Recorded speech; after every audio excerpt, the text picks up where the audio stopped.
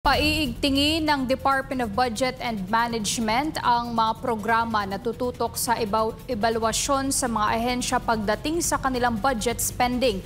Yan ay kasunod ng mga palpak na programa sa flood control. Ayon sa DBM, ang mga ahensyang nagpabaya sa kanilang proyekto maaring makaltasan ng pondo. Narito ang balita ni Margot Gonzalez.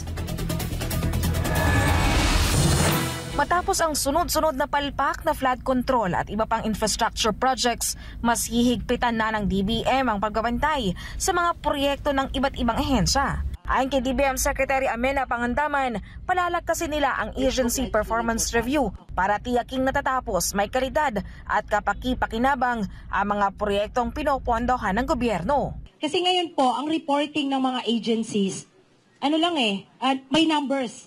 20%, nagamit ko na. 30%, nagamit ko na.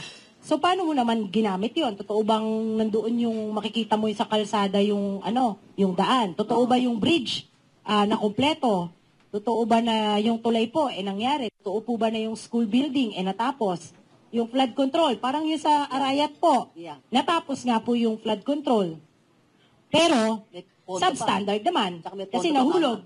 Nahulog po yung nahulog yung dike, 'di ba? Oo, tapos sabi mo, may pera pa. Pangalawa po, yung isang lugar po doon sa Pampanga din, sa Apalit, may programa yung isang daan na hindi naman kailangan ayusin. Yung kailangan ayusin, yun yung walang pondo. Target din ng DBM na formal ng ilunsad ngayong buwan ang Project Dime o Digital Information for Monitoring and Evaluation, isang online platform na magpapakita ng status sa mga proyekto, lalo na sa infrastruktura.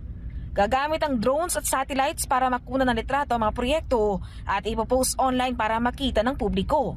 Maaari ring magkomento o mag-upload ng sariling larawan ng sinuman para mag-ulat ng problema o kakulangan sa proyekto. Hindi po totoo, mami, ang nasa satellite nyo. Ito po ang totoo.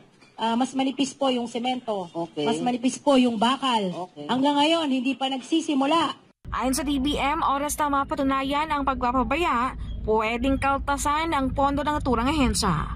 Para sa Diyos at Pilipinas, kumahan, Margot Gonzalez, SMNI News.